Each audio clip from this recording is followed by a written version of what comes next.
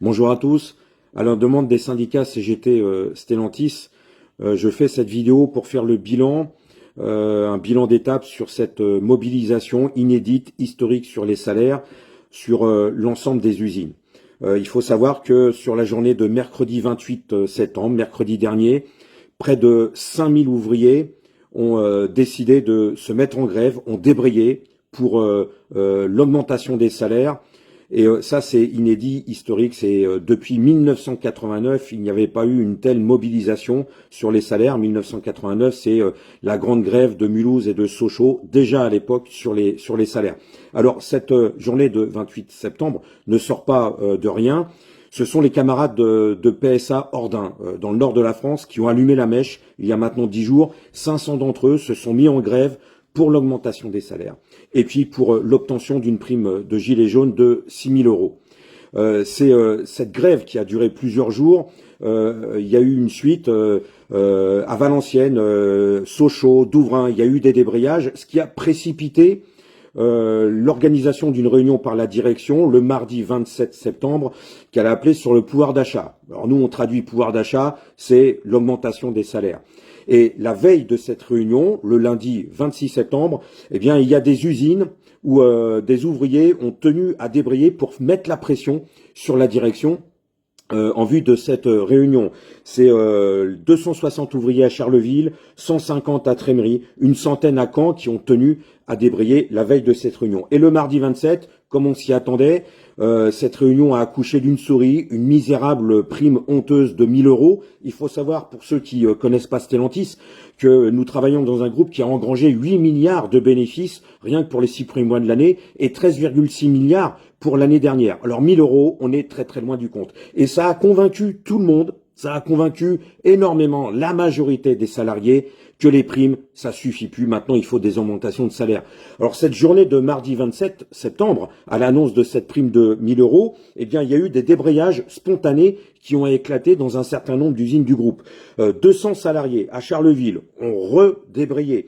230 à Rennes ont remis le couvert. 180 à Valenciennes, une centaine à Mulhouse, 80 à Ordin et à Douvrin et une quarantaine à Poissy. Et ça, c'était la veille de ce fameux mercredi 28 septembre qui a marqué quand même d'une pierre blanche dans l'étape de cette mobilisation que l'on doit construire sur les salaires. Mercredi 28 septembre, c'est plus de 5000 salariés qui ont débrayé. Alors là, toutes les usines y sont passées. Mulhouse, 1300 salariés, Sochaux 1100, Valenciennes 460, Rennes 270, Caen 340 à Caen, Douvrin 350, Borny 280, à Poissy plusieurs dizaines, à Sept-Fonds 80, à Vesoul une soixantaine de salariés. On doit souligner quand même plusieurs choses. D'abord, à Rennes, Sochaux et Mulhouse, c'est dès le départ, dès la prise d'équipe du matin, que des ouvriers n'ont pas attendu les appels des organisations syndicales pour débrayer. Ils ont démarré à Rennes, c'est une dizaine de caristes, dès la prise de poste, ont décidé de ne pas reprendre le boulot, de pas prendre le boulot. Ils sont montés à une vingtaine, cinquantaine, une centaine, et puis ils sont montés à plusieurs centaines. À Mulhouse et à Sochaux, ça s'est passé un peu de la même chose, un peu de la même manière, c'est au ferrage. Le ferrage s'est mis en grève, l'emboutissage s'est mis en grève. Pour finir, je vous ai dit les chiffres, donc ils ont démarré à une vingtaine et ils ont fini à 1300, 1100 salariés dans ces usines qui se sont mis en grève. Et puis Charleville, je tiens à souligner Charleville, 700 salariés se sont mis en grève pour l'augmentation des salaires. Alors, ce qu'il faut comprendre aussi, deuxième leçon de cette journée, c'est que ces débrayages massifs se sont déroulés dans des usines qui n'ont jamais fait grève depuis des dizaines et des dizaines d'années.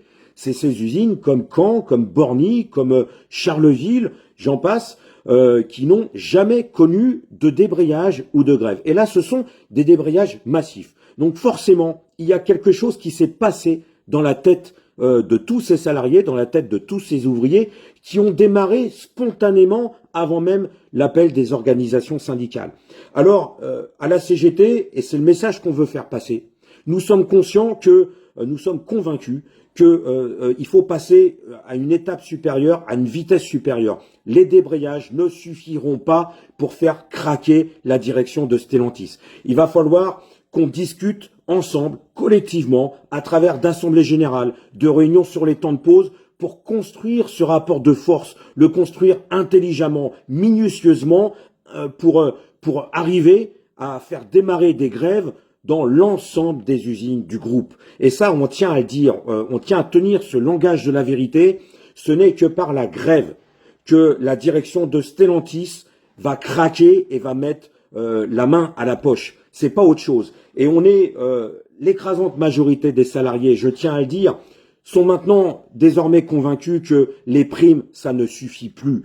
Il faut augmenter les salaires de 400 € par mois. Et encore, les camarades, je tiens à vous dire une chose essentielle, c'est que même les 400 €, quand on va les obtenir par la grève, eh bien, ça suffira pas. Il faudra qu'on impose à la direction de Stellantis que nos salaires suivent l'augmentation des prix. Parce que les 400 €, quand on y réfléchit 2 secondes, ils vont être très très rapidement bouffés par l'inflation, par l'augmentation de tous les prix. Alors, la CGT va distribuer un tract dans toutes les usines du groupe, va appeler à l'organisation d'assemblées générales, de rassemblements sur les temps de pause, pour que ces liens qui ont été créés lors de ces différents débrayages, ils se renforcent. Nous avons franchi une étape avec succès. Ça a été la journée de mercredi 28 septembre. Eh bien, il faut continuer, il faut renforcer le mouvement, il faut le construire intelligemment et patiemment et déboucher sur une grève générale dans le groupe Stellantis. Voilà, bon courage à tous et vive la grève et vive l'augmentation des salaires, vive les 400 € pour tous.